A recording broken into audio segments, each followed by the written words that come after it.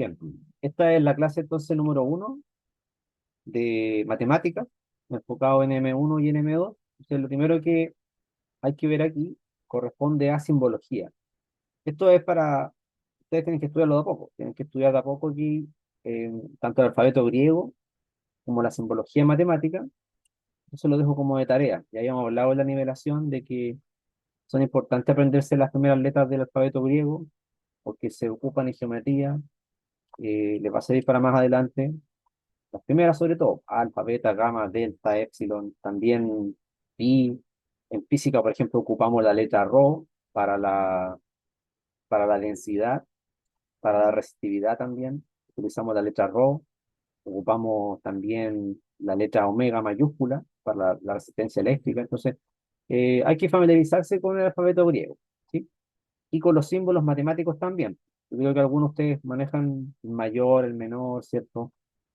Para la prueba de M2 van a aparecer logaritmos, las funciones trigonométricas y algunos elementos de conjunto también, como la unión, la intersección, congruencia, semejanza. Todo eso hay que ir anotándolo para aprenderse estos símbolos, ¿ya? Porque van a aparecer dentro de los problemas. Así que, bueno, lo primero que tenemos que ver hoy, antes de conjuntos numéricos, es exactamente conjuntos, ¿sí? Algunos conjuntos ya hemos trabajado con el conjunto de los enteros y los naturales. Entonces ahora vamos a trabajar un poco con conjunto en el sentido más abstracto. Voy a leer esta definición de conjunto, aunque no todos los matemáticos están de acuerdo en definir un conjunto, ¿sí?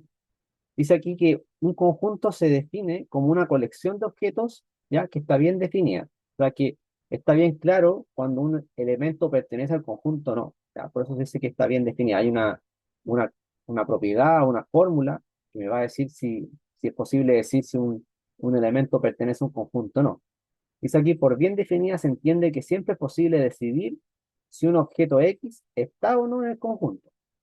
En general, nosotros vamos a trabajar con objetos numéricos. Nuestros objetos que van a pertenecer a un conjunto van a ser en general números, aunque pueden ser cualquier cosa un objeto, ¿no? No necesariamente tiene que ser un número, pueden ser personas, pueden ser símbolos, pueden ser objetos reales, objetos ficticios. Así que es bien general lo que se habla como objeto. Ahora, me dicen aquí que hay un universo U. Este universo U es un conjunto de referencia. Y también tenemos una condición P de X, que puede ser una fórmula, dice, o una frase, que me permite establecer la propiedad que deben satisfacer los elementos de este nuevo conjunto que vamos a llamar A. Dice, definida para elementos de U, tal que obtenemos un nuevo conjunto A, como aquel formado por todos los elementos X de U, del universo, ¿cierto? De donde estoy sacando mis elementos, mis objetos, que satisfacen la condición P de X. Entonces, P de X puede ser una fórmula matemática o puede ser una frase, ¿ya? Dice, escribimos el conjunto A como. ¿Cómo se va a leer esto? En notación moderna, vamos a tener un conjunto A, que son los objetos X que pertenecen al universo, tal que satisfacen esta condición P de X, ¿ya? Entonces, este conjunto U va a ser de donde yo estoy tomando, de donde estoy tomando mis elementos u objetos, tal que satisfacen esta condición P de X. Por ejemplo, yo podría decir que el conjunto U van a ser los naturales y este conjunto A van a ser los números naturales. Por ejemplo, que este número X es menor que 5, ¿cierto? Ahí el conjunto lo escribimos con una fórmula al lado. ¿Ya? Vamos a referirnos después a eso. Entonces, si yo quisiera encontrar estos números que pertenecen a, digo, ¿cuáles son los que satisfacen la condición que está acá al lado? Que son menores que 5. Ah, bueno, tengo el 1, tengo el 2, tengo el 3, el 4. ¿Cierto? Porque es menor estricto que 5. Entonces, este conjunto A lo construí a partir de los naturales, que hacen mi conjunto universo. Y aquí al lado, que al lado tengo una fórmula, ¿sí? O puede ser también escrito con palabras solamente, no tiene por qué ser escrito con forma matemática. Lo importante es que acá Nosotros tratamos de dar una definición de conjunto, que no es muy buena, porque falla en algunos aspectos. Eh, Algunos matemáticos no dan una definición de conjunto, lo establecen como algo primitivo que no se define, al igual que la pertenencia. La pertenencia como una relación entre un objeto y un conjunto no se define. ¿Ya? Este símbolo que está acá, que es el pertenece, ¿ya? Ese símbolo pertenece va a ser una relación que vamos a establecer entre un objeto y un conjunto. Vamos a relacionarlos de esa manera con este símbolo. Entonces tampoco vamos a definir ese símbolo pertenece. O sea, se va a asumir como que la persona lo entiende. ¿Ya? Vamos a utilizar también dos maneras de escribir un conjunto. La primera es por comprensión. Cuando se dice que el conjunto está escrito por comprensión, es que utilizamos una fórmula, esto que está acá. O sea, esto que está aquí es una fórmula. Eso va a ser escrito por comprensión. Bueno, en realidad todo esto es una fórmula, ¿cierto? Y cuando está escrito por extensión o de forma tabular, yo tengo que dar la lista de los elementos. Entonces puedo observar claramente los elementos que pertenecen al conjunto. Como por ejemplo aquí, tengo el conjunto P. En la primera está escrita la fórmula, dice que son los n que pertenecen a los naturales, tal que n tiene esta estructura, la estructura 2K, o sea, los números pares, son los números pares. Este K lo estoy haciendo variar en los naturales. Dice que acá está escrito por comprensión. Yo tengo una fórmula. Y en la segunda forma de escribirlo, está escrito por extensión, porque yo veo, ¿cierto? Identifico claramente los elementos del conjunto. Está la lista, está la lista. Y puede ser que haya una tercera o cuarta forma de escribir un conjunto. ¿Ya? Algunos hablan de utilizar ciertas reglas de formación en teoría de conjunto más avanzada. Entonces, pero por lo menos nosotros vamos a utilizar estas dos formas de escribir un conjunto, por comprensión y por extensión. Y tenemos que saber ir y volver para, para entender bien la matemática. Lo que viene se basa en esto. Y otra cosa es que vamos a distinguir dos tipos de conjuntos, los conjuntos discretos y los conjuntos continuos. Entonces, voy a anotarlo aquí al tiro, lo de los conjuntos. Vamos a tener conjuntos discretos y conjuntos continuos. Por ejemplo, un conjunto discreto sería el 1, 2, 7, que tiene tres elementos. O sea, cuando un conjunto es discreto, es porque es un subconjunto de lo natural. Que su cardinalidad, que es la cantidad de elementos que tiene, es un subconjunto de lo natural. Y los continuos se van a escribir en forma de intervalos. Por ejemplo, del 2 hasta el 7. ¿Cuántos números tengo acá? Infinitos, porque estoy recorriendo toda la recta real. La recta real que va del 2 al 7. Son infinitos números que hay entre 2 y el 7. Esto sería un subconjunto de los reales. ¿Ya? Y eso ustedes ya lo han visto en el colegio. ¿Ya? En cambio, el discreto es un conjunto que su cardinalidad, la cantidad que tiene como de elementos, va a ser, va a ser un número natural. ¿Ya?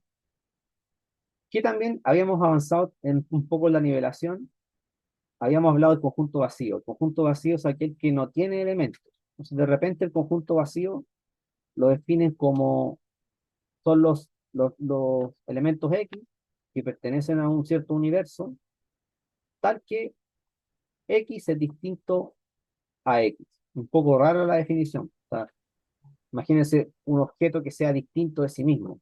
¿Sí? O sea, algunos matemáticos definen el conjunto vacío como aquel conjunto que contiene a todos los elementos que son distintos de sí mismo. Por eso no habría ninguno, no habría ningún elemento que sea distinto de sí mismo.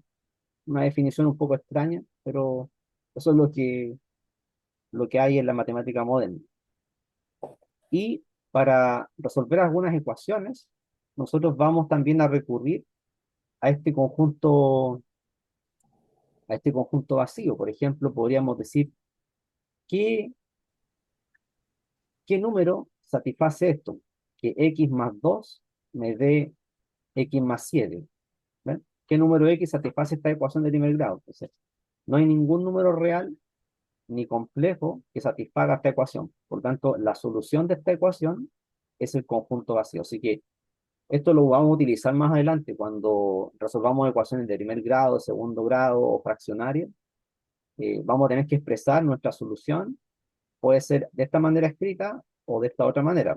Cualquier manera de escribir el conjunto vacío es correcta, ¿ya? En la notación moderna, sea en los paréntesis de llave vacío o con esta letra que se parece a la letra phi griega, pero viene de otro lenguaje, idioma, creo que viene el pi. Creo que era danés, no me acuerdo, pero se parece a la letra griega. Ahora, también podemos hablar del concepto de subconjunto. Dice aquí que un subconjunto, un conjunto A, perdón, se dice que es un subconjunto de otro subconjunto, de otro conjunto B, y se escribe como que A, con este símbolo que está aquí, que es subconjunto de B, si todo elemento en A también está en B. ¿Sí? Por ejemplo, yo podría decir que B es el conjunto de los animales. Entonces B, por ejemplo, vamos a decir que B son los animales, como muy en general, y que A va a ser el conjunto de los gatos, ¿cierto? Entonces, A, por ejemplo, van a ser los gatos. Entonces, claramente, los gatos van a ser un subconjunto de los animales. Entonces, todo gato va a ser un animal, ¿ya? Pero no todo animal va a ser un gato, ¿cierto? Entonces, por ejemplo, un perro estaría aquí estarían los perros, estaría por acá, estarían los perros, ¿cierto? No pertenecen al conjunto de los gatos, ¿ya? Entonces, cosas así podemos ver más adelante, pero más que nada referido a números. En cuanto a números, vamos a decir, por ejemplo, que el conjunto de los naturales es un subconjunto de los enteros, que quiere decir que cualquier natural, a su vez, va a ser un entero. Por ejemplo, el 7. El 7 es un natural, pero también 7 pertenece a los enteros. Aquí, perdón, voy a ponerle un natural aquí. 7 es un natural, 7 es un natural, pero también 7 es un entero. ¿Sí? Y después vamos a ver que también 7 pertenece a los racionales, ¿cierto? A las fracciones, porque se puede escribir como 7 partido por uno. ¿Ya? Entonces, el concepto de subconjunto va a aparecer dentro de todo lo que veamos hasta fin de año en matemáticas básicas. Aquí se da un ejemplo. Dice que tengo el conjunto A, que son las letras A, E, O, y el conjunto B, que son las vocales, en el español, A, E, I, O, U. Entonces vamos a ver que este conjunto A está totalmente contenido en el conjunto B. Esa es la idea, que el conjunto que se coloca en esta parte esté totalmente contenido en el otro conjunto, ¿ya? Y la forma de escribirlo es así. Dice que para todo X, tal que X pertenece a A, entonces ese X tiene que pertenecer a B. ¿Ya? No puede no estar. Tiene que estar ahí en el conjunto mayor. Y después uno podría aplicar esto a los conjuntos que vamos a ver, como los conjuntos de los reales, naturales, enteros. Eso lo tenemos que ver más adelante. Sobre todo antes de estudiar inecuaciones, por ahí, tenemos que tener claro lo que son los conjuntos numéricos, ¿ya? Bueno, me pueden preguntar si tienen dudas inmediatamente, no hay problema. Creo que ya se conectaron varios ya, ¿no? Tal vez, hay varios. Está aquí, de también seguidor exacto. Una nota, dice, si A es un subconjunto de B, también se suele decir que B incluye A. Son maneras de hablar. Incluye A. Además, si el conjunto A puede ser igual al conjunto B, ¿qué vamos a escribir? Vamos a utilizar una línea debajo. Esta. Es como un igual. Ya. Ahora sí volví. Se había caído un poquito el internet.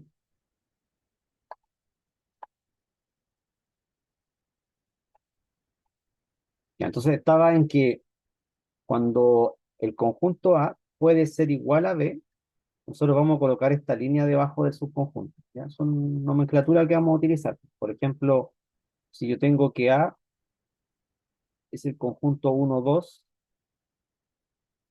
y B también es el 1, 2. Entonces yo puedo decir que A es subconjunto de B, pero como puede ser igual, en este caso son iguales, puedo utilizar la línea de abajo, ¿ya? Esa es la notación usual. Cuando puede llegar a ser igual, se coloca esa línea de abajo, ¿ya? De la misma forma cuando utilizamos el menor igual. Por ejemplo, 6 es menor o igual que 6, ¿ya? Porque este igual que está abajo es una posibilidad. Podría yo anotar, por ejemplo, 6 menor que 8, y ahí se cumple la desigualdad estricta. Pero en el caso de arriba se cumple la igualdad, ¿ya? Eso vamos a profundizar cuando veamos desigualdades. ¿Qué operaciones podemos realizar entre conjuntos? De acá un poco más entretenido. Primero voy a establecer la igualdad entre conjuntos. Para que dos conjuntos sean iguales, tienen que tener los mismos elementos, como lo dije arriba, ¿cierto? Estos dos conjuntos, el A y B, que definí, son iguales porque tienen los mismos elementos. Y los conjuntos, vamos a decir que no tienen un orden, en el sentido de que cuando, cuando veo estos dos conjuntos, yo podría escribir perfectamente este conjunto como 2,1. Entonces yo los veo y no hay una diferencia entre 1, 2 y 2,1. Entonces vamos a decir que no hay un orden en cómo yo escribo los elementos. Pero sí tienen que tener los mismos elementos para que sean considerados iguales. Aquí hay otro símbolo que estamos utilizando, un símbolo lógico, que es el sí, solo sí o bicondicional, que me da las condiciones necesarias y suficientes para definir algo. Entonces estamos definiendo que dos conjuntos son iguales, sí, solo sí, todo X que está en A tiene que estar también en B. Y si X está en B, entonces tiene que estar en A. Es un símbolo lógico, ¿ya? Cuando juntamos dos conjuntos, los vamos, los vamos a delimitar o juntar, ¿cierto?, en un conjunto mucho más grande. Por ejemplo, voy a delimitarlos de esa manera. A ver, voy a marcarlo así mejor con negro. Si yo estos conjuntos los delimito de esta manera, todo eso va a ser la unión. Entonces, junté, junté los elementos de A con los elementos de B, y si se llegan a repetir, se escriben una sola vez, ¿ya? Esa es la unión, la unión. Junto todo en un conjunto más grande, y si hay repetición, se escribe una sola vez. Más abajo hay algunos ejemplos, después los vamos a ver. Y también los puedo intersectar. Puedo intersectar los conjuntos. Si me fijo aquí, hay una parte pintada entre estos dos conjuntos, ¿no? Estos diagramas que ustedes ven se llaman diagramas de Venn, ¿sí? Entonces, cuando yo veo lo común, esto que está pintado es lo común, eso se define a través de un conectivo lógico que está acá, que es el I. Así que veo los elementos que están en A y en B. Debe cumplir las dos condiciones, que pertenece a A y también pertenece a B. En cambio, en el anterior, tiene que pertenecer al conjunto A o al conjunto B. Y aquí está la conectiva O, que me permite relacionarlos de otra manera, relacionar estas dos proposiciones lógicas de otra manera que lo hace el I. Son conectivas lógicas los dos, pero significan cosas distintas, ¿ya? En el primer caso puede estar en cualquiera de los dos conjuntos, incluso puede estar en los dos conjuntos, pero en el segundo caso, cuando aplico el I, tiene que estar en lo común, al medio, ¿cierto? Común. Y a veces pasa que los conjuntos no tienen nada en común, como los pares y los impares. Entonces, ahí la intersección es vacía. Vamos a ocupar entonces el símbolo de vacío. ¿Qué podría ser como ejemplo de vacío? En este caso, los pares con los impares. Entonces, tengo los pares, tengo 2, 4, 6, por ejemplo. No son todos los pares, pero algunos. Y algunos impares, 1, 3, 5. Yo veo que la intersección entre P e I me da el vacío. No tienen nada en común. Se llaman conjuntos disjuntos, cuando no tienen nada en común, ¿ya? Ahora, aquí dice que vamos a considerar estos conjuntos y vamos a hacer las dos operaciones, de intersección y unión. Entonces, el conjunto A, 0, 1, 2, 3, 5, no tiene el 4, 5, 8, 9. Y B, 2, 3, 5, 7. ¿No? Fíjese que en B son puros primos. Cuando hago la intersección, veo lo que es común. ¿Qué es lo común? El 2 está acá y está acá. El 3 está acá y está acá. Y el 5 está acá y está acá. Entonces, la intersección sería lo común. Y la unión simplemente es juntar todo en un solo conjunto. ¿Ya? Pero no escribo dos veces, no escribo dos veces el 2, se escribe una sola vez. Aunque si yo lo escribiera dos veces, por ejemplo, si A unión B, yo escribo 0, 1, 2, 2, tampoco habría un error. ¿Ya? Eso, la notación soporta que yo escriba dos veces el 2, pero no se acostumbra a hacer eso. Entonces, uno lo escribe una sola vez, pero tampoco es incorrecto. ¿Ya? Por lo menos la matemática moderna no hace problema si uno escribe dos veces un mismo elemento en un conjunto, solamente que es el mismo. Estamos repitiendo. También vamos a hablar de complemento. Complemento es todo lo que no está en el conjunto que vamos a definir. En este caso, el conjunto A. Este conjunto A, por ejemplo, podría ser 1, 3, y en U tendríamos del 1 hasta el 10. Entonces, pongamos que U va a ser 1, 2, 3, 4, 5, 6, 7, 8, 9, 10. Ese es mi conjunto U, universo. Pero A solamente consiste en 1 y 3. ¿Quién estaría afuera de U? Ese es el complemento. Entonces, en el complemento de U, que sería A complemento, el complemento de A es lo que quería decir, no complemento de U. El complemento de A sería 2, 4, ¿cierto? 2, 4, 5, 6, 7, 8, 9 y 10. ¿Cierto? Porque en A está 1 y 3. Pues. Entonces, el A complemento, que se representa de esa manera, o también puede ser con la raya arriba, cualquiera de las dos formas está bien. Esos elementos que están en el complemento de A, si yo los junto con A, me tiene que dar un universo. Entonces, por definición, un conjunto con su complemento, cuando los voy a unir, me tiene que dar el universo. ¿Ya? O sea, recupero el universo. Ojo con el universo que se acostumbra más que nada a escribirlo así, como una U sombreada. ¿Ya? Aquí no pude hacerlo, pero se entiende que esa U tiene que escribirse diferente que la unión, ¿ya? Que esa unión de acá. El universo también se usa la U, entonces puede ser confuso a veces tener tanta letra igual. Entonces, el universo preferible lo anotamos como con una sombra, ¿ya? Y la unión como una U normal, ¿cierto? Una U grande, ¿cierto? Mayúscula. Ahora, ¿por qué esto del conjunto va a ser relevante para la prueba PAES? Porque tanto en M1 como en M2 vamos a estudiar probabilidades. Y la probabilidad moderna utiliza la teoría de conjunto. Entonces yo puedo decir, tengo un dado normal y lanzo ese dado normal. Los números que van a salir en ese dado normal van a ser del 1 hasta el 6. Y ahí también puedo aplicar el concepto de par, impar, múltiplo, y va a ser importante definir bien de los conjuntos, como con lo que es un espacio muestral, un subconjunto del espacio muestral, entonces lo que es de conjunto va a ser importante, ¿ya? ¿Hay preguntas hasta ahí o no? Creo que se agregaron todos ya, ¿o no? ¿Quién está? Taquile, Benjamín, Isaac, Sidora, y PC, no sé quién es. ¿Hay preguntas o no? ¿No? De todas formas, estoy grabando la clase, así que después la pueden ver ahí en YouTube. La voy a subir, ¿ya? Pero esto de conjunto es relevante. Lo que nos vamos a saltar por ahora va a ser el producto cartesiano. Eso lo vamos a retomar cuando estudiemos funciones, ¿ya?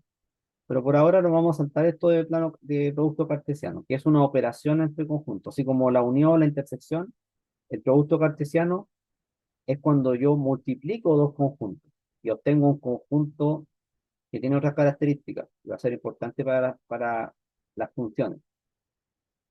Entonces, aquí empezamos con el tema de números. Vamos a hablar del conjunto de los números naturales. Este conjunto vamos a, vamos a decir que parte con el uno. Para la prueba PAE, parte con el número uno, aunque hay matemáticos que definen los naturales a partir del cero. Y hay unos dos videos acá, que yo les puse en el enlace, que es un video de derivando y otro video de un matemático, creo que se llama Juan Molina, donde si se... ¿Qué pasa con el cero? Pues, si es un natural o no, y hay todo un debate. ¿Ya? Pero ojo acá, entonces, para la prueba PAES, se asume que el cero no es natural. Si usted pone el cero como natural en la PAES, va a estar malo, va a estar incorrecto su resultado. Así que ojo con eso. Más allá de la opinión que tenga uno, si el cero natural o no, para la PAES no pertenece al natural. Y este conjunto de los naturales, la gracia que tiene es que tiene un orden. Y ese orden que se ve es el que tiene. ¿Sí? Hay otros conjuntos que no tienen orden. Por ejemplo, si yo dijera un conjunto A, tal que tengo, por ejemplo, una cruz, un cuadrado, una estrella, y lo defino así nomás, no tiene un orden, a menos que yo defina un orden con alguna métrica, alguna propiedad, pero así como está, no tengo un orden.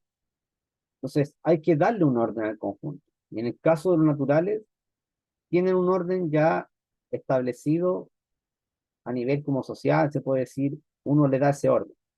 Uno sabe que este orden es el orden natural que le damos a los números. Obviamente yo podría escribir los números de otra forma, ¿cierto? En otros sistemas, como el egipcio, como el maya, pero esos son los números que nosotros vamos a utilizar para la prueba PAES. Y a este conjunto, si le vamos a agregar el cero, le podemos llamar de otra manera, que son los cardinales. Por lo menos eso hay que saber para la prueba PAES. Naturales empiezan del uno y los cardinales con el cero. O sea, es otro conjunto de los cardinales. Este conjunto tiene varias propiedades importantes. Por ejemplo, la propiedad de clausura. Hay dos propiedades de clausura. La clausura de la suma y la clausura de la multiplicación.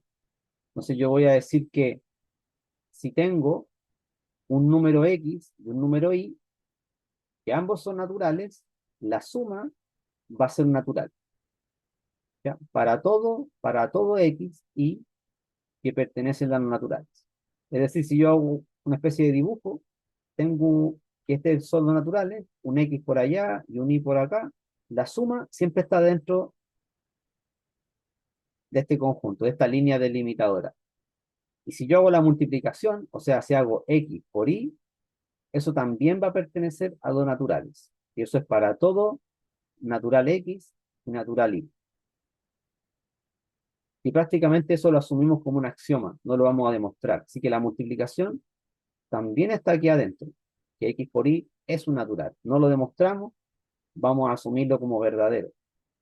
Y vamos a operar con base a eso. No nos vamos a dedicar a demostrar esto. Y también hay otras propiedades que satisfacen los naturales, por ejemplo, que la suma conmuta, o sea, que X más Y va a ser igual a Y más X, que también X por Y va a ser igual a Y por X, o sea, que la multiplicación y la suma conmutan. Pero, ¿qué pasa, por ejemplo, si uno definiera una operación recta? Si yo defino una operación recta en los naturales, no siempre ese resultado va a estar dentro de lo natural. Entonces, ahí uno ve históricamente en la matemática y van apareciendo más números y aparecen los negativos, ¿ya? Los números que son los inversos aditivos de cada natural. Dice aquí, al conjunto n le agregamos el neutro aditivo, o sea, el cero. Y también vamos a agregar a este otro conjunto los inversos aditivos de cada natural, es decir, menos uno, menos 2, menos 3. Yo podría definir el conjunto menos n como todos los números x, ¿ya? Que son de esta forma, que son de la siguiente forma. A ver, vamos a hacerlo de otra manera. Vamos a decir que es menos menos 2, etc. Voy a escribir por extensión mejor. A ese conjunto se le designa como los naturales negativos. ¿Ya? Es menos n. Esa es la forma usual de llamar a los naturales negativos. Menos n. Son todos naturales, pero con el signo cambiado. ¿Ya? No se ocupa mucho esto en la enseñanza media, de hablar de menos n, porque es un poco raro, pero se entiende que son todos los naturales con el signo cambiado. Son los inversos aditivos de cada natural. Entonces, de aquí para adelante, tengo los naturales, tengo el cero, y todos estos que están hacia atrás son los números naturales negativos, o sea, los enteros negativos, ¿ya? ¿Y cuál es la gracia de los números negativos? La gracia está en que si yo tomo un número natural, por ejemplo, un número como 4, y le sumo su inverso aditivo, ¿qué me tendría que dar ahí? ¿Se acuerdan o no?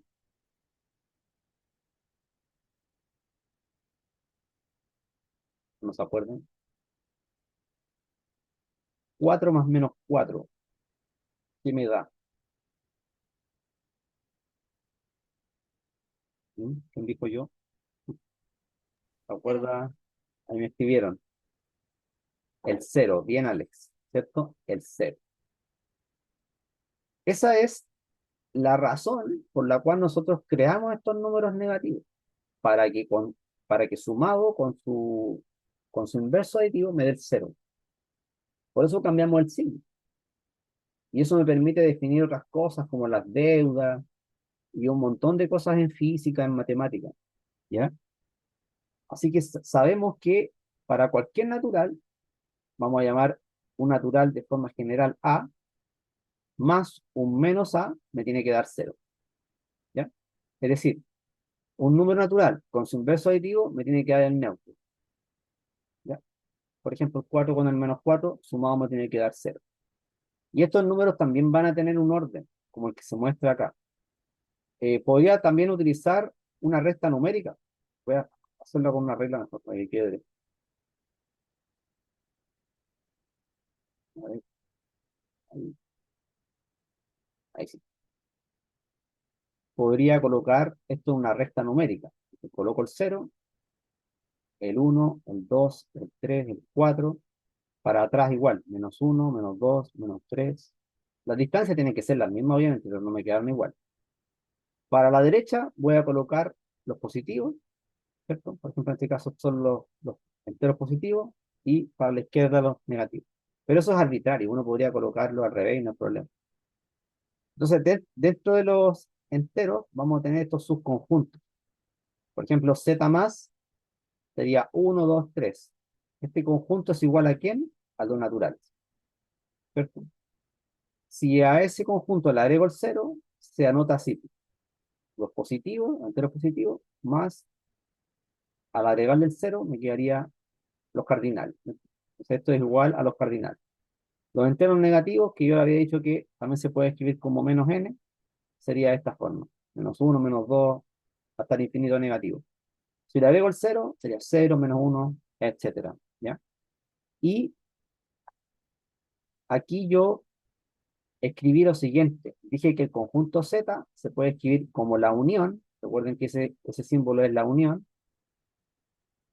entre los positivos y los negativos. Obviamente estoy hablando de los enteros positivos y los enteros negativos. Y también, ¿con quién? Con el conjunto unitario que tiene el cero. Este conjunto es un conjunto que tiene un solo elemento. Tiene tres nombres: conjunto unitario, singleton o singulete. Un conjunto que tiene un solo elemento. No es lo mismo que escribamos esto, ¿ya? ¿Por qué? Porque el símbolo de unión se aplica entre conjuntos, y el cero no es un conjunto. El cero viene siendo un objeto, no un elemento. Entonces estaría mal escrito esto. Hay que ponerlo con llaves. Recuerden que acá arriba, en la simbología, dice que esos paréntesis son delimitadores de un conjunto, los paréntesis de llave. Aunque también los puedo ocupar después en problemas con números, ¿cierto? Pero depende del contexto. Bueno, ¿qué más hay que saber, para la prueba PAES, hay que saber el concepto de múltiplo y divisor. Para esto hay que saberse las tablas nomás. Por ejemplo, si aquí yo tengo que 12 es 4 por 3, a partir de eso podemos decir varias cosas. Puedo decir que el 12 es múltiplo de 3, ¿por qué? Porque está en la tabla del 3, ¿cierto? La tabla del 3, ¿cuál es? 3 por 1, 3, 3 por 2, 6, ¿cierto? 3 por 3, 9, 3 por 4, 12. Entonces está el 12 en la tabla del 3. También el 12 está en la tabla del 4. Entonces voy a decir que tanto eh, que el 12 es múltiplo de 3 y también va a ser múltiplo de 4. Y como el 4 y el 3 caben justo en el 12, puedo introducir otra palabra que es el divisor. Pero en este caso, divisor significa que cabe justo, porque cuando nosotros teníamos la división, ¿se acuerda que eso lo vimos en la nivelación? Decíamos, por ejemplo, 7 dividido en 1, hablábamos de que este era el dividendo y este era el divisor. Ya, bueno, acá, en este contexto, divisor significa que cabe justo, ¿ya? Por eso decimos que 4 es divisor de 2, porque cabe justo en el 12, al igual que el 3, pues el 3 cabe justo en el 2, no sobra 0. Podemos decir también que el 12 no es múltiplo de 5, porque el 12 no está en la tabla del 5. Entonces sabemos que el 5 va, cada vez que vamos agregando 5, la cifra con la que va a terminar va a ser 0 o 5, ¿no? Y el 12 no termina ni en 12 ni en 5. ¿Eso por qué va a ser importante ver esos tipos de patrones? Por la regla de divisibilidad. Acá dice que cuando tenemos un número que es divisible por 5, la última cifra debe ser 0 o 5. Por eso yo puedo decir fácilmente que el 12 no es múltiplo de 5, porque la última cifra, que es 2, no termina ni en 0 ni en 5. ¿Vale? Podría decir eso. Sí puedo decir que 2 es divisible por 3. ¿Por qué? Porque 3 por algún otro número entero me da 2, ¿cierto? 3 por 4 me da 12 y cabe justo, cabe justo. También podríamos usar esta expresión. Ahí introducimos la palabra divide, ¿cierto? 3 divide a 2. Eso en teoría es un número súper importante porque lo podemos escribir como 12 es divisible por 3. Una cosa que se escribe en teoría de números. 12 divide a 3. Es divisible por 3, perdón. 3 divide a 12. Pero eso no se lo van a preguntar en la prueba PAES. Lo que son cuando uno divide a otro y los criterios correspondientes, solamente estos criterios que están acá. No son muchos los criterios que le van a preguntar. Más que nada le van a preguntar el criterio de divisibilidad por 3, de 5, de 10, pero por ejemplo el de 7, el de 11, creo que nunca lo han preguntado, ¿ya? Ahora, ¿por qué el 5 no divide a 12? Porque sabemos que el 12 no es múltiplo de 5. Cuando veo los múltiplos de 5, del 5 me paso al 10 y de 10 a 15, entonces 12 no está en la tabla del 5, ¿ya? ¿Cuáles serían los múltiplos de 3? Acá me dice que tiene que tener esta estructura, la estructura 3K. Pero ojo, que este K es un entero. O sea, este K vive en Z. Por lo tanto, tengo que recorrer todos los enteros y multiplicar cada entero por 3. Por eso acá dice 0, 3, 6, 9 y para atrás menos 3, menos 6, menos 9. ¿Ven? Porque todos los enteros que vimos anteriormente, y también lo vimos en la liberación, todos esos enteros se multiplican por 3. O sea, es como tomar este conjunto, multiplicarlo por 3 y vamos a obtener los múltiplos de 3. O sea, los múltiplos de 3 no son solo positivos, sino que también tiene múltiplos negativos y el cero.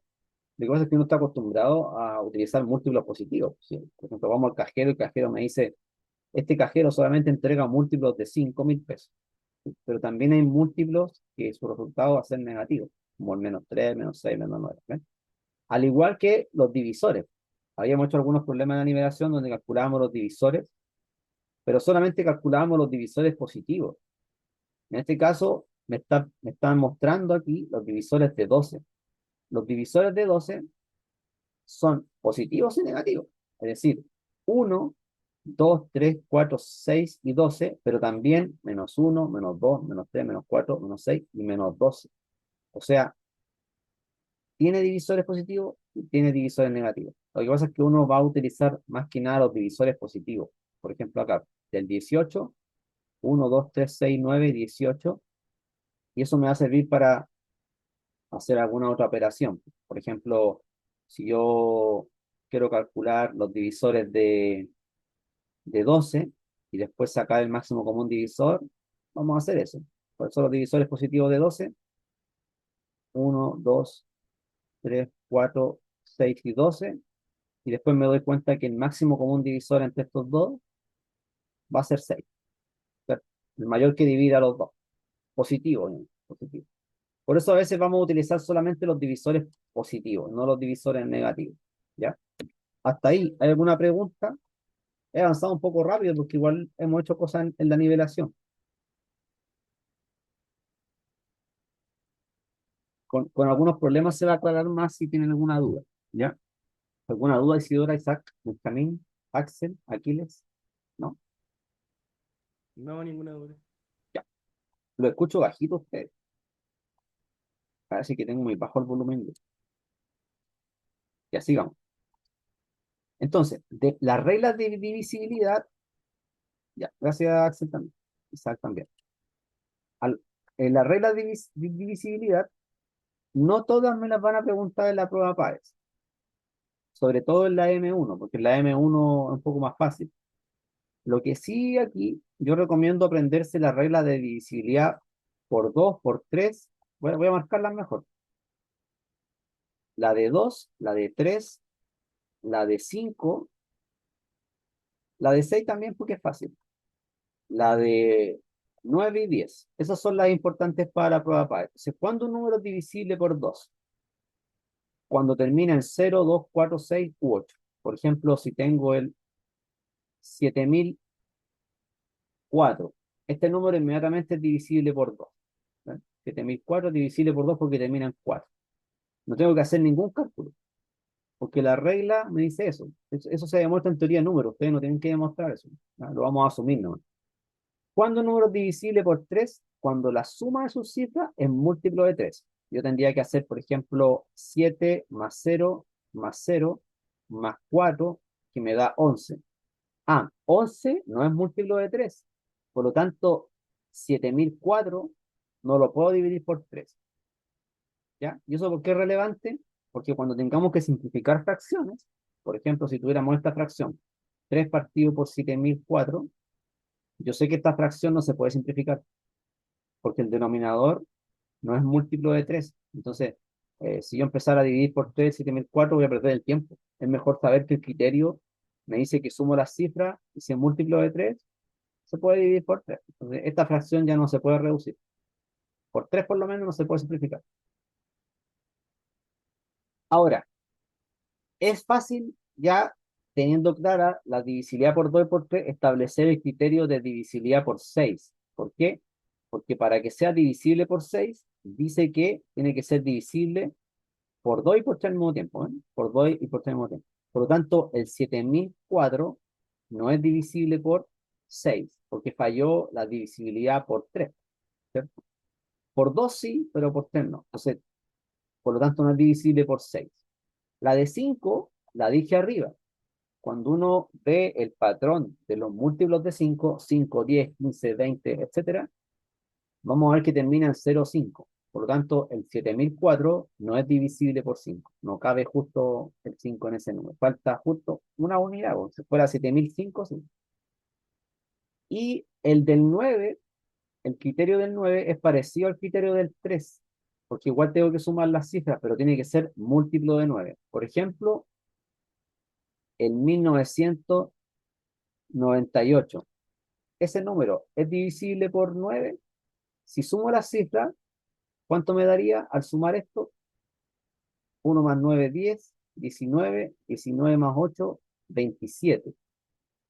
Y el 27 es múltiplo de 3, por lo tanto, 1998 es un múltiplo de 9. Entonces se puede dividir por 9. Cabe justo el 9 en 1998. ¿Ya? Y también cabe el 3, obviamente. Si es divisible por 9, entonces divisible por 3. Y el criterio del 10 también es fácil porque termina en 0. Entonces, si un número es divisible por 10, también va a ser divisible por 5 porque en ambos criterios tiene que dividirse por 0, ¿no? O sea, terminar en 0, perdón. ¿Cierto? Entonces, si un número es divisible por 10, obviamente va a ser divisible por 5 también.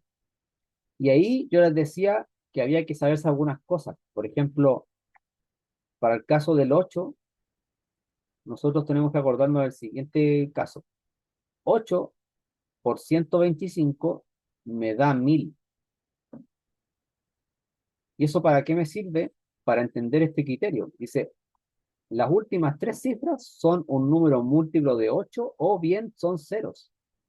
O sea, si el número termina en triple cero, quiere decir que es divisible por 1000. ¿Por qué? Porque 8 por 125 me da 1000. Entonces, si yo tuviera, por ejemplo, 50.000, este número inmediatamente es divisible por 8. Sé que el 8 cabe justo acá, por esta razón, ¿cierto? De la misma manera, el criterio del 4 es parecido. El criterio del 4 dice, las últimas cifras forman un número múltiplo de 4 o bien son ceros. ¿Por qué dice eso que o bien son ceros? Al igual que en el 8 o bien son ceros.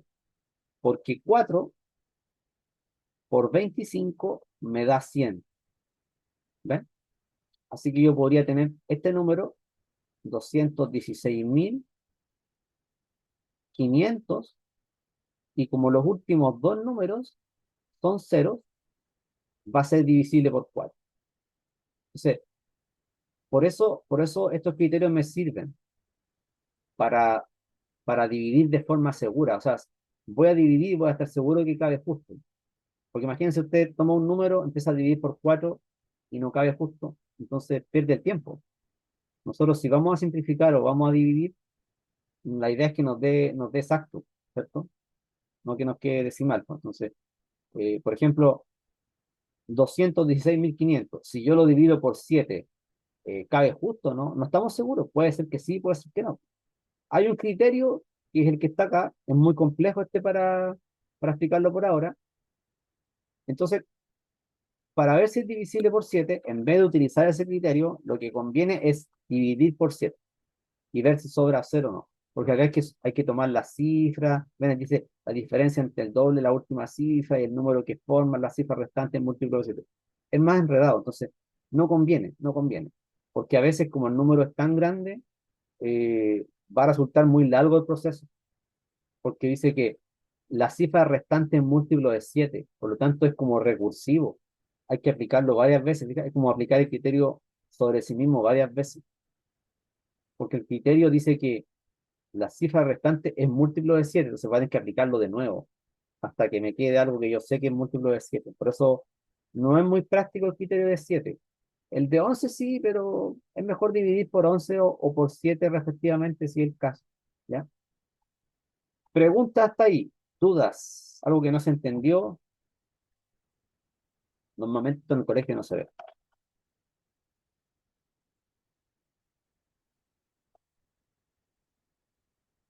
Ya, gracias, Isidora. Recuerden que nosotros hicimos en la nivelación una tabla, o al menos una parte de la tabla. Yo aquí en la guía lo puse al último, ¿sí? Entonces, veamos un problema de la tabla para comprobar. Dice, confirma la divisibilidad de los números, coloque sí o no. Habíamos hecho algo parecido. Entonces, vamos a hacer la fila del 3960. Eso vamos a hacer pues, para que no sea tan teórica la clase, es decir, vamos a hacer un poco de ejercicio. Y ustedes me ayudan.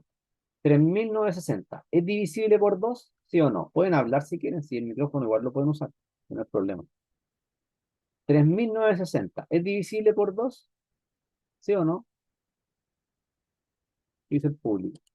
Sí, Claro, es divisible por 2 porque termina en 0. Y también es divisible por 10 porque termina en 0. Eso estamos seguros. Ahora, para saber si es divisible por 3, tenemos que hacer el cálculo. Entonces vamos a hacer 3 más 9 más 6 más 0. ¿Cuánto dio eso? Tengo 12, 18. Y 18 es múltiplo de 3, entonces es divisible por 3. Y también va a ser divisible por 9. El criterio del 5 dice que tiene que terminar en 0 o 5, por lo tanto, también es divisible por 5. Es divisible por 6, recordemos que ahí recurrimos al del 2 y al del 3. Como satisface ambos, también es divisible por 6. Y para ver el criterio del 8, nosotros tenemos que mirar las tres últimas cifras nomás y dividirlo por 8. 8 en el 9 cabe 1, me sobra 1. En el 6 cabe 2, me sobra 0.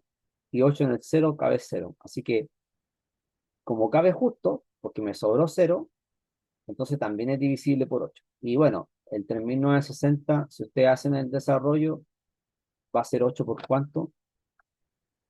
3960 dividido 8 le da 495. Pero ojo que el criterio solamente decía que teníamos que mirar las últimas tres cifras. Da lo mismo lo que venga adelante. Entonces me ahorro paso, porque no divido entero el número, solamente las últimas tres cifras. Y finalmente, el criterio del 11. El criterio del 11 dice que yo tengo que sumar las cifras que están en el lugar par y restárselas a la suma de las cifras que están en el lugar impar.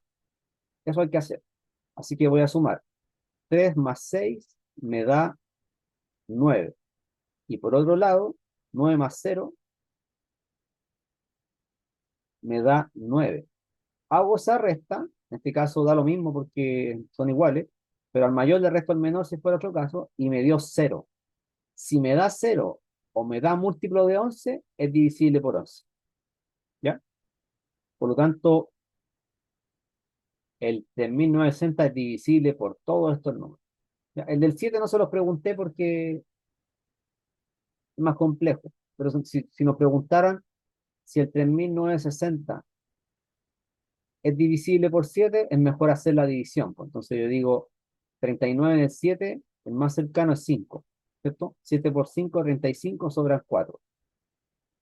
Y aquí ya me doy cuenta que no cabe, porque el 7 en el 46 cabe 6 veces, ¿cierto? 7 por 6, 42, sobra 4, bajo el 0, 7 en el 40 sería el 5, y me sobra 5, ¿cierto? Porque 7 por 5, 35, me sobra 5. Entonces, este número no es divisible por 7. Entonces es más fácil dividir por 7 cuando me pregunten eso, si es divisible por 7 o no. ¿Ya? ¿Alguna pregunta, dudas? ¿A ustedes les queda hacer lo otro? Les queda hacer los otros criterios de divisibilidad. Y ojo que en la prueba han aparecido algunas preguntas, sobre todo en la M2, que son un poco difíciles de esto, porque uno dice, no, si esto lo sé, esto es fácil, pero ojo, que no hay que confiarse en la PAE, porque a veces de un tema simple pueden aparecer varias preguntas. ¿Ya? Voy a anotar acá lo siguiente, mire. Voy a anotarlo con un texto. Voy a hacerlo más abajo, porque esto ustedes no lo han visto antes. Lo borro acá. Miren, vamos a decir que P es divisible por 5 y que Q es divisible por 3. Pregunta, P más Q es siempre divisible por 15, por 8 mejor, por 8. Después hacemos el producto. P por Q es siempre divisible por 15. Creo que la suma tiene que ser 8 y la... Ya. Esas son las preguntas que me están haciendo. Esto es de una prueba anterior, pues. Vamos a andarlo un poco. ¿Cómo yo resuelvo esto? Ojo que está utilizando la palabra siempre en ambas preguntas. ¿Sí? En ambas preguntas, la palabra siempre. Cuando yo quiero ver si una aseveración de este estilo es verdadera o falsa, hay dos casos. Un caso que es cuando yo tengo que refutar la afirmación. O sea, yo sospecho que es falsa y busco un contraejemplo. Ahora, cuando no encuentro contraejemplo, es posible que sea verdadera. Entonces hay que construir la demostración. Y eso a veces no es fácil. ¿Ya? A veces no es fácil encontrar la demostración. En este caso sí se puede. Si P es un número que es divisible por 5, significa que P tiene esta estructura, 5K, con K perteneciendo a los enteros. ¿Sí? Entonces ese K, por ejemplo, puede ser 1, 2, menos 5, no lo sé, porque me está hablando en general. Está hablando en general, solamente sé que P es divisible por 5. Por lo tanto, son múltiplos de 5. Y Q me están diciendo que es divisible por 3, por lo tanto tiene la estructura 3 por H, donde H también es un entero. ¿Sí? Yo no sé cuál es el valor de Q, me lo están dando en general, porque me dicen que es divisible por 3, ¿no? Entonces, ¿cómo yo podría decir si P más Q es siempre divisible por 8? Podría tomarme un contraejemplo. Podría decir, tomemos P igual a, porque P es divisible por 5, por ejemplo, 10, ¿cierto? Y Q, vamos a tomarnos, dice que es divisible por 3. Entonces, tomémonos que Q es 3. ¿Cuánto sería P más Q? P más Q me da 13. Y esto no es divisible por 8. 13 no es divisible por 8. Es decir, yo construí un contraejemplo que me sirve. Entonces, ¿es divisible siempre por 8? No, no es divisible siempre por 8. Entonces, ahí a mí se me ocurrió un contraejemplo, ¿ya? Este que está acá entonces es un contraejemplo. ¿Qué pasa con la segunda pregunta? P por Q es siempre divisible por 15. Ahí es distinto, porque la demostración no la voy a poder hacer por contraejemplo. ¿Por qué? Porque no hay un contraejemplo. Entonces uno se pregunta, ¿y cómo yo sé eso? ¿Por qué uno sospecha? Porque uno ha hecho ejercicio antes de que no hay un contraejemplo para la segunda afirmación. Entonces yo digo, voy a construir el producto P por Q. Por lo tanto, P, como dije que era, de la forma 5K. Y Q tiene la forma 3 por H. Ven que ahí estoy usando otra letra. Otra letra. Esto sería 3 por H. Y hago el producto. Digo 5 por 3, 15. K por H. Pero como K y H son enteros, entonces si yo digo que R, que es otro entero, es K por H,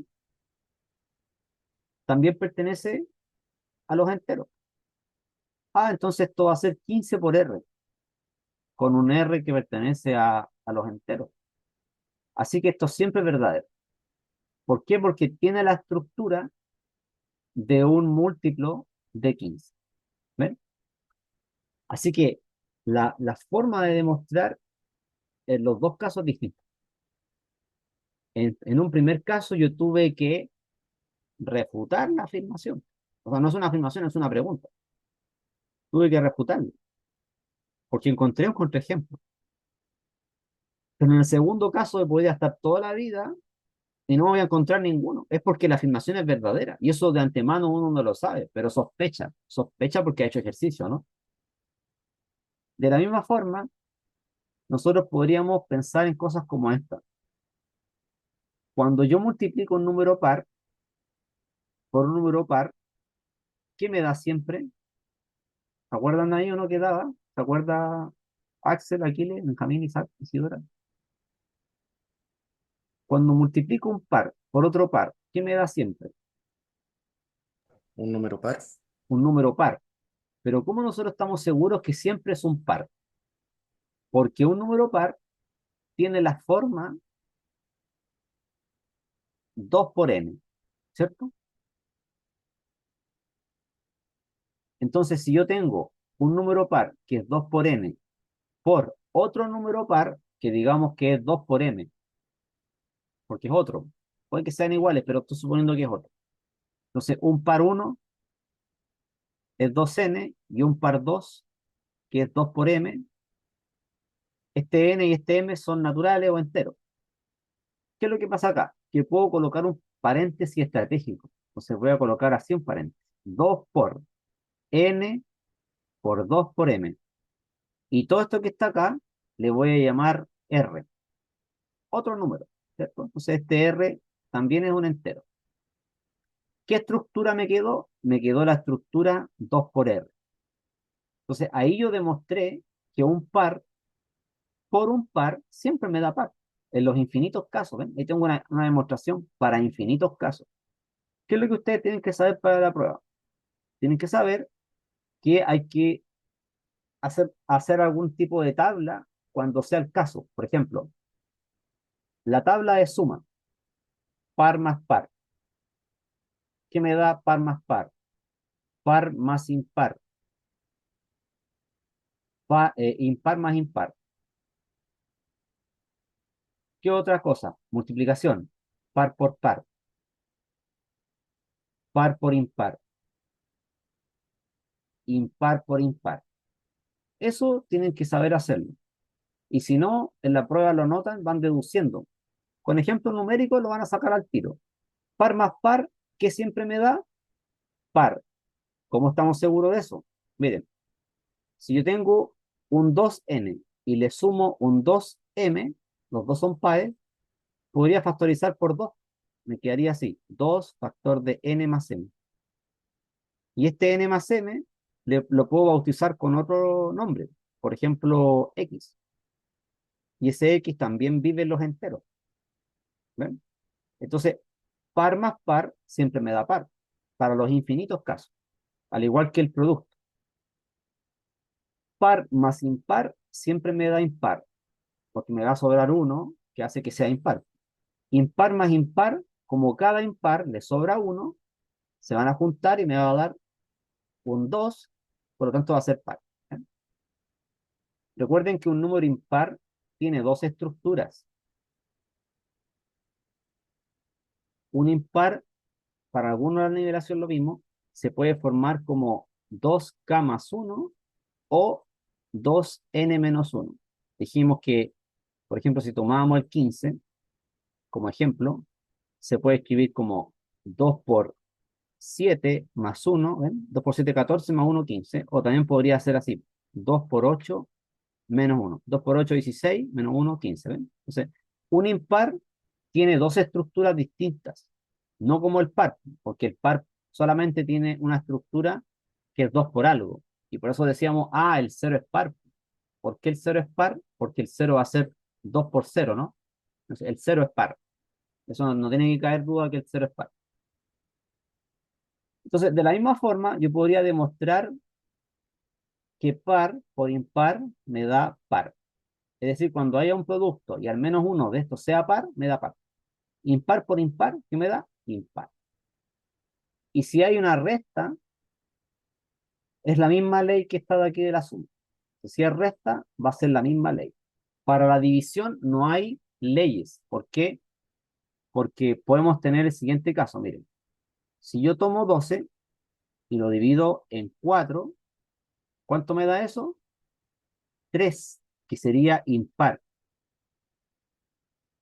Entonces, par dividido par, que es el caso que estamos viendo, 12 partido por 4, me dio impar. Pero si yo hago 12 partido por 6, eso me da 2, que es par. ¿Ven? Entonces, par partido por par, no lo sé. No sé qué me da par partido por par. Porque puede ser impar o puede ser par. O puede ser que no quepa justo, ¿cierto? Te digo, 12 partido por 5 no cabe justo. Entonces, la división no tiene regla establecida. Puede ser, puede ser cualquiera de las dos cosas. El resultado de par partido por par puede ser o impar o par. ¿Ya? Eso hay que tenerlo clarito para la prueba, porque a mí me pueden preguntar en la prueba algo como esto. Me pueden decir, si usted tiene A, que es par, y B es impar,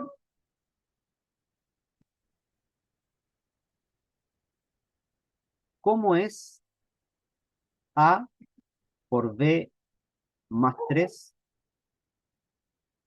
¿Cómo sería ese? Trate de pensarlo un poco. ¿Qué le daría a usted A por B más 3? Si me dicen que A es par y B es impar. Esas son preguntas de pares. ¿Qué Sería sería? par. Veamos si es par. Entonces, nosotros podemos utilizar las letras que teníamos arriba, ¿ya? Estas letras, así P mayúscula y mayúscula, es lo usual para, para que sea más claro. Esa tablita, entonces, ustedes la nota con orden, la pueden deducir en la prueba. Si se olvidan, la pueden deducir en la prueba. A ver, marquemos acá el tiro. Voy a encerrarla en un rectángulo para marcar que está importante, ¿ya? Esa tabla, si se olvida, la hacen en la prueba, pero es importante. Ya, pues, entonces, como A es par, vamos a poner aquí par, el B es impar, y le vamos a sumar 3. Par, par por impar, sabemos que si en el producto al menos uno es par, me queda en paro, ¿no? Par por impar es par. Pensemos, por ejemplo, en esto: 4 por 5. Par por impar, 20, que es par. Más 3. Pero el 3 es un impar. Entonces ahora lo voy a poner como I. ¿Ya? Y arriba el 3 lo voy a borrar también, voy a poner I, como impar. ¿Y qué era par más impar? Impar. ¿Ya? Entonces me dio impar. Y si me cuesta mucho quizás hacerlo con letra, puedo asignar un número. Puedo decir, el A voy a hacerlo como 4, el B, que es impar, voy a asignarle el 1, porque es impar, más 3. 4 más 3 me da 7, que es impar. Entonces, depende del problema. Si el problema es muy complejo, quizás tenga que hacer un análisis general utilizando estas letras. Pero si no es tan difícil, a lo mejor me sale más sencillo utilizar un ejemplo numérico, ¿ya? Pero lo que quiero mostrarles con esto es que es un tema importante a estudiar en la PAE y que hay que hacer ejercicio, y ahí ustedes van a ir viendo lo importante que es esto para la prueba M1 y en la M2 también, pues sobre todo al principio de las pruebas lo preguntan. ¿Hay dudas hasta ahí o no? Ustedes me dicen si hay preguntas. Nos quedan como 15 minutos más o menos, si esto es una hora y media dura.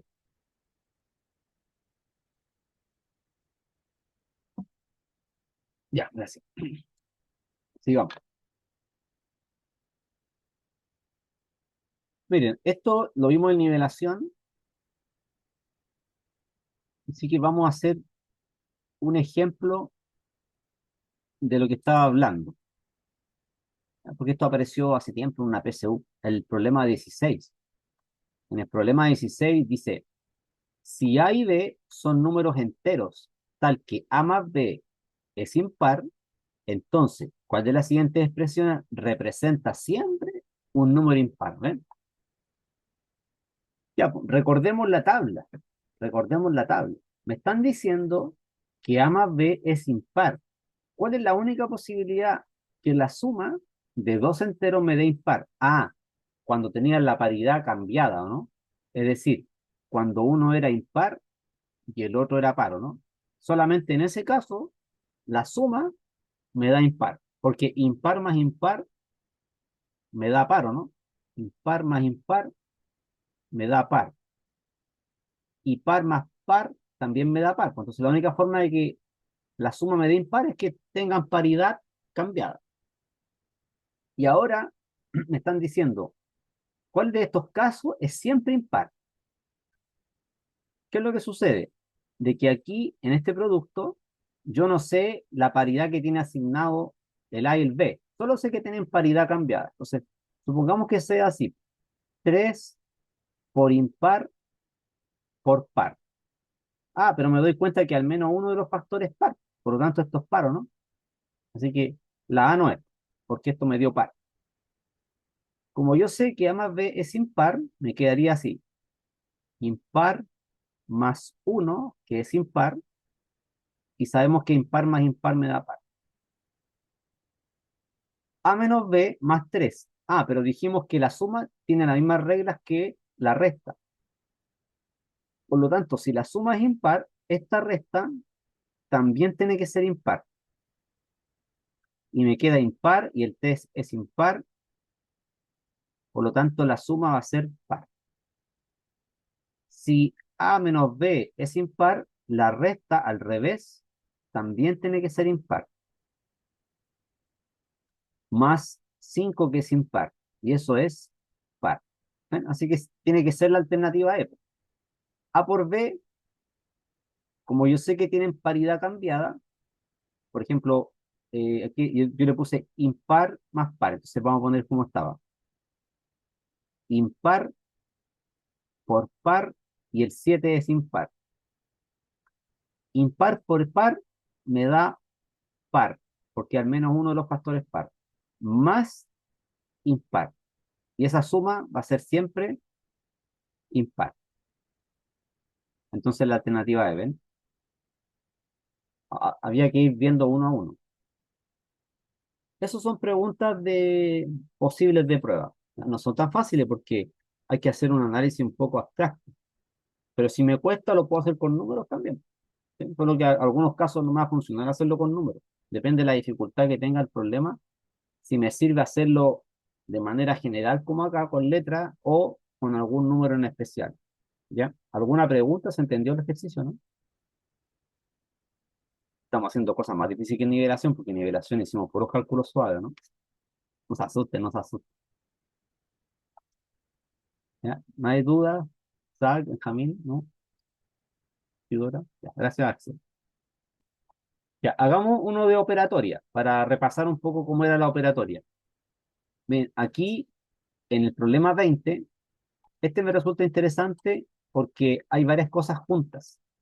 Tengo una potencia, una división y una multiplicación. ¿Qué decía la regla de jerarquía de operaciones? Decía que cuando yo tengo problemas combinados, debo partir, si no hay un paréntesis, sigo con la potencia. Entonces, aquí debe tener prioridad la potencia. Bajo el 42, 2 a la 5, recuerden que 2 a la 5 es 2 por 2 por 2 por 2 por 2. O sea, 32. Me queda 32, dividido en 2 por 5. Y aquí tenemos que hacer lo primero que yo estoy viendo de izquierda a derecha en esta parte, aquí. No porque sea división, sino porque es de izquierda a derecha.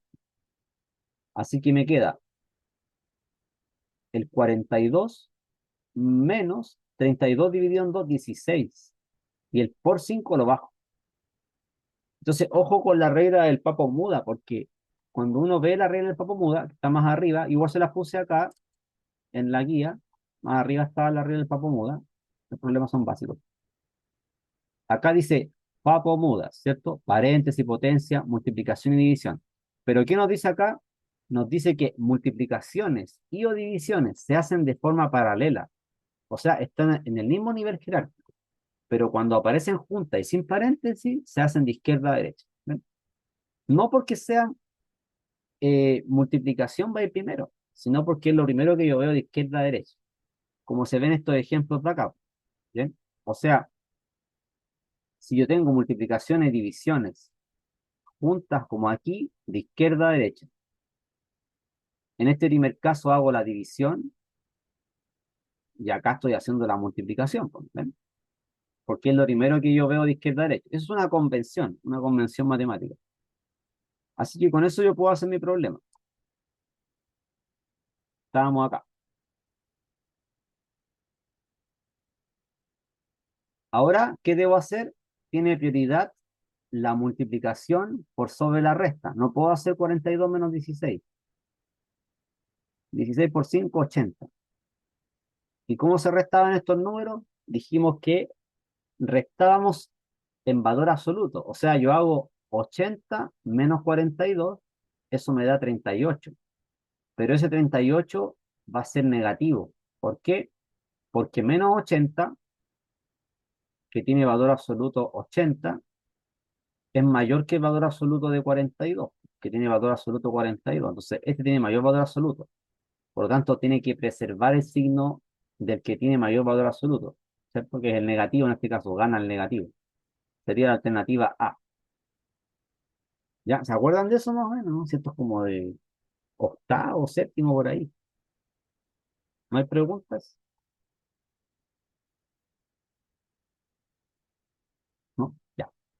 No hay pregunta.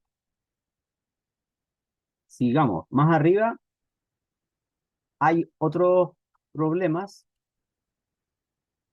como por ejemplo este. Dice, la diferencia negativa de dos números pares consecutivos menos la unidad es igual a, cuando me hablan de diferencia negativa de dos pares consecutivos menos la unidad, ¿qué tendría que hacer yo ahí?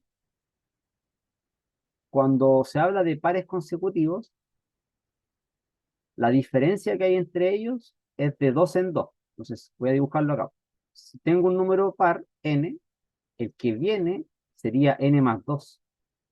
Así que la diferencia es 2, pero esa diferencia es positiva. Acá me dice la diferencia negativa de dos números pares consecutivos, que sería menos 2 menos la unidad.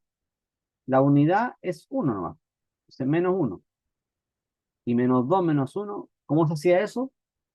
Habíamos visto la nivelación que sumábamos en valor absoluto, 2 más 1, 3, y manteníamos el signo de los números. Es decir, me queda con negativo, menos 3, alternativa A.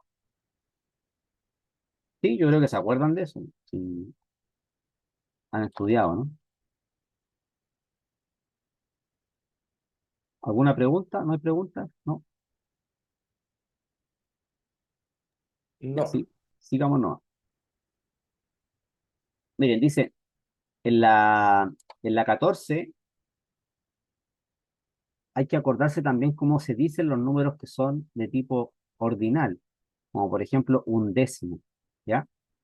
Dice, en la sucesión de los cuadrados perfectos, la diferencia positiva entre el primer término y el undécimo término es, ya.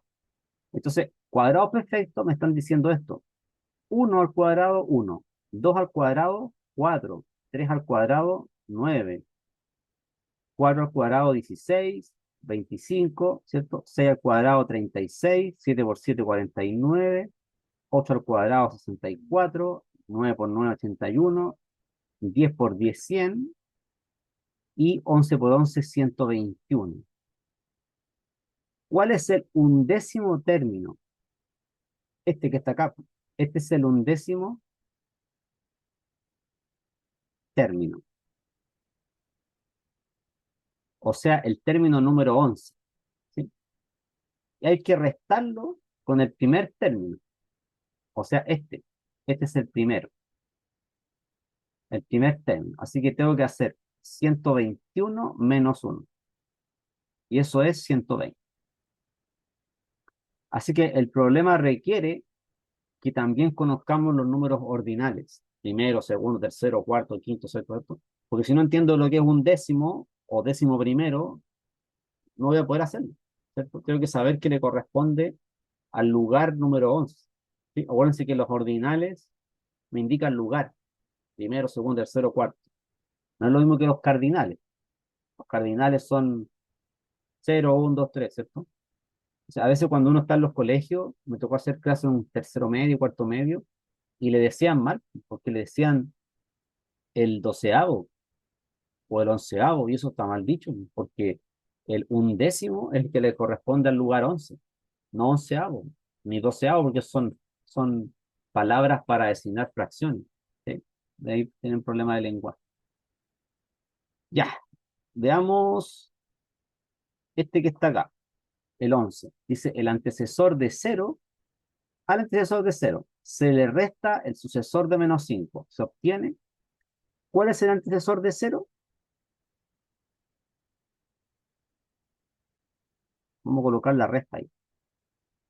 El antecesor de cero es menos 1. Se le resta el sucesor de menos 5. ¿Cuál es el sucesor de menos 5? Hay que sumarle 1. ¿Sí? Entonces, el sucesor de menos 5 sería menos 5 más 1, o sea, menos 4. Y vamos a colocarlo entre paréntesis. ¿Ya? Porque este menos que está acá es de la resta. Se le resta, va a ir ese menos.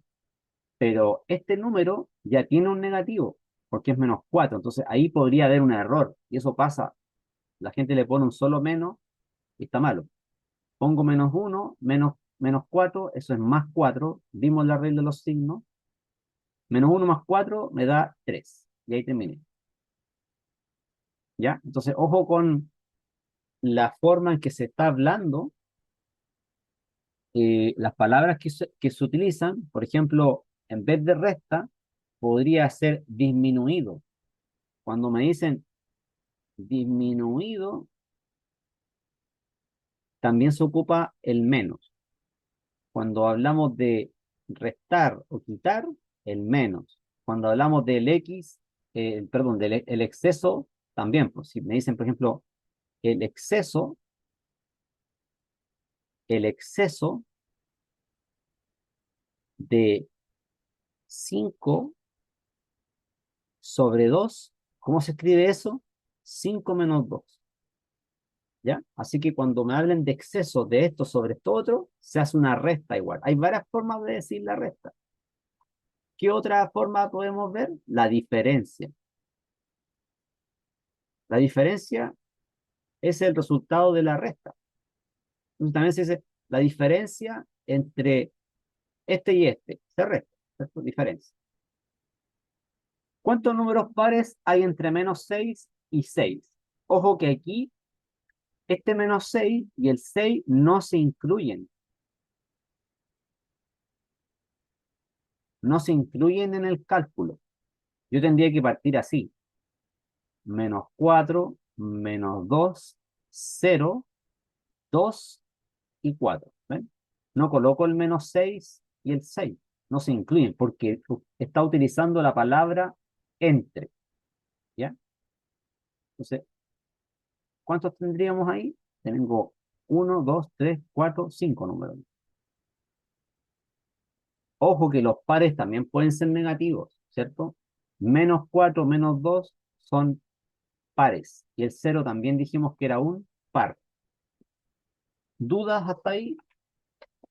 En las otras clases van a hacer más ejercicio ustedes, pero por ahora, para empezar, yo estoy haciendo más cosas, ¿ya? Pero en las otras clases ustedes también van a hacer ejercicio, ¿ya? Para que no se hagan fome. Miren, esta pregunta, la 9, es un poco más abstracta. Es más de M2 que de M1, ¿sí? Antes de terminar, después de este ejercicio, voy a mostrar un poco el temario para que vamos viendo, ¿ya? Y ahí terminamos. Aquí, cuando hablan de distancia, significa que debo utilizar valor absoluto. Así que puede ser este o puede ser este. Pero como es una distancia entre números, podría ser así o podría ser así. ¿Ven? Entonces, como yo no sé cuál es más grande, si el A o el B, lo que hago es restar y tomar el valor absoluto. Por lo tanto, sería la alternativa E. ¿Ven? Puede ser esto, que es B menos A en valor absoluto, o puede ser esto, que es el valor absoluto de A menos B. Puede ser cualquiera de las dos, porque son iguales. Son iguales. ¿Ya? Me aseguro entonces que la resta, cuando tomo el valor absoluto, me da la distancia positiva. Esa es la gracia de utilizar el valor absoluto como le había mostrado. Ahora, antes de terminar, les quiero mostrar lo de la PAES, cómo hacer el temario. ¿Ya? Vamos a demorar un minuto nomás. Veamos el temario de la PAES de, de verano, o sea, de verano, de diciembre creo que se va a rendir. ¿Ya? Nosotros no nos demoramos nada, así es para mostrar los cambios que se implementaron. Ya, ahí les voy a mostrar. Acá. Entonces, en la prueba M1, recuerden que para la prueba PAES son 4 habilidades importantes que vamos ahí a desarrollar durante el año. La habilidad de resolver problemas, modelar, representar y argumentar. En la prueba de física, la prueba de lenguaje son otras habilidades. Estas habilidades entonces van a ir encarnadas en los ejercicios. Puede un problema tener 2 habilidades, hasta 3 incluso. Normalmente es una, pero puede tener 2 habilidades incluso. ¿Ya? Son 4 habilidades que se van a, entonces, implementar en los distintos tipos de problemas. El primer El primer eje, números. ¿Ya? Esto queda igual que el año pasado. Operatoria en enteros, racionales, eso es lo que vimos ahora. En conjunto los enteros lo estamos trabajando ahora. Con fracciones también, operatoria y problemas aplicados. Porcentajes y potencia. Potencias y raíces, raíces enésimas. Después entra en álgebra, productos notables, términos semejantes y problemas. Proporciones, razones y proporciones, ecuaciones e inecuaciones de primer grado. También sistema de 2 por 2 de ecuaciones. Estos son fáciles porque a veces hay que plantearnos. Función afín y lineal, que son las funciones de primer grado, y la función cuadrática, que es la típica, hay que analizar la parábola, todo eso. Después en geometría, aquí aclararon un poco algo. En figuras geométricas entra el teorema de Pitágoras, áreas y perímetros de distintas figuras y problemas aplicados. Los cuerpos geométricos siguen preguntando áreas y volúmenes de cuerpos geométricos como cubos, esferas, todo eso. Transformación isométrica también lo mismo, traslaciones, rotaciones y vectores. Y en probabilidades sigue siendo lo mismo. Frecuencia, tabla de frecuencia, promedio, medidas de posición, cuartiles, percentiles y probabilidades, pero súper simple. ¿Ya? Eso es la matemática uno, una prueba que no es tan compleja. Pero en la M2, nosotros también tenemos que preparar esa prueba. Lo vamos a partir de más o menos septiembre, vamos a empezar a preparar la M2, junto con la M1, si tenemos tiempo. Entonces podemos preparar la en matemática, la M1 y la M2. Entonces, en números, ¿qué se agrega? En números para la M2 se agrega operatoria en los reales. Entonces, vamos a ver números irracionales ahí. Todo lo que es pi, el número de Euler, las raíces enésimas, números irracionales. Y problemas que sean relacionados. Y en matemáticas financieras hay varios problemas interesantes. Vamos a trabajar con el libro de Moraleja ahí, porque el libro de Moraleja tiene buenos problemas de matemáticas financieras, de intereses, cosas por el estilo. Y también el número entra toda la operatoria con logaritmos. ¿Ya? Entonces, si usted va a estudiar alguna carrera con ingeniería en la universidad, con física, con matemática, va a ser súper importante tener esta base bien pulida, porque en la uno le van a hacer un repaso de logaritmos. Va a partir el profesor con esto. ¿Ya? Entonces, no solamente matemática 2 sirve para la prueba, sino que sirve para la U, para prepararse para cálculo y álgebra. Yo lo hago, yo dicto esos ramos en la universidad, por eso lo digo. Y en álgebra de funciones, sistemas de ecuaciones 2 por 2 se repite lo de M1, pero acá hay que analizar las soluciones. O sea, si tiene una, infinita o ninguna solución. Son paralelas, ¿se acuerda cuando la restan paralela, coincidente o secante? Y ojo que acá le agregaron función exponencial y logarítmica. Eso le agregaron a la prueba M2. Lo habían sacado porque en la PSU estaba, después lo sacaron en la PDT, en la PAE, y ahora lo volvieron a agregar. Y también que agregaron gráfico de funciones trigonométricas, seno y coseno. Eso agregaron, no estaba, lo agregaron ahora. Que también agregaron en la M2, agregaron relaciones métricas en circunferencia. O sea, arcos y ángulos en circunferencia y también los teoremas de cuerda y secante. ¿Ya? Eso también estaba en la PSU de antes. Lo agregaron nuevamente, como quizás para convertirla en más difícil, no sé. Razones trigonométricas, teorema del seno, coseno, eso no es tan difícil. La homotesia también estaba de antes. Y en probabilidades, ahí se mantiene igual que el año pasado. O sea, permutación combinatoria, probabilidad condicional, dispersión y modelo binomial. Eso sigue igual. Pero ojo, entonces, en la nueva prueba de M2 agregaron lo que es circunferencia y gráfico de funciones trigonométricas y exponenciales logarítmicas. Entonces tenemos que distribuir bien el tiempo en el año, ¿ya? Ahora, en la M1, cuando me preguntan circunferencia, solamente iría aplicado a lo que es, voy a mostrarlo acá, en geometría, cuando es circunferencia, es círculo, solamente a área y perímetro. ¿Ya? Por eso dice acá perímetro y área de triángulos, paralelogramos, trapecio y círculo. Pero en la M2 me preguntan más teoremas de circunferencia. Eso antes había una duda, no se sabía bien cómo lo iban a preguntar. ¿Ya? Nosotros la siguiente semana no tenemos clase de matemática porque yo tengo que viajar. Este jueves sí nos va a tocar